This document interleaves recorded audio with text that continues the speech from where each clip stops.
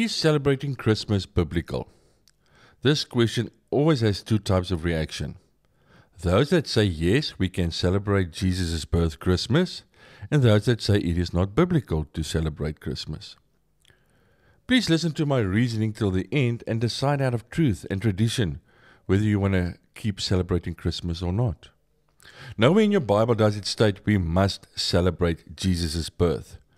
The story we were told in Christianity about the wise men being at his birth and giving gifts, therefore we give gifts on Christmas Eve, is false. It's a total lie. The wise men came when he was 2 years old, to a boy at a house, according to Scripture. That shows that the gifts were not for his birth, but actually God was providing for their stay in Egypt till his return.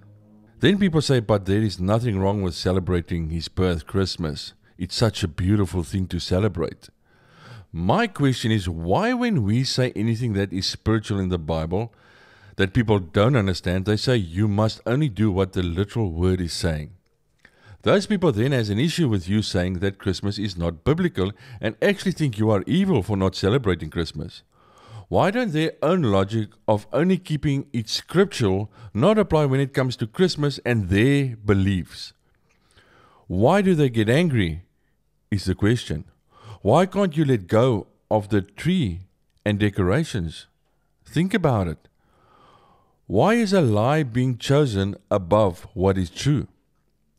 I believe they either are stuck in their religious traditions, or secondly, because it speaks to the flesh and they are not willing to let go of it.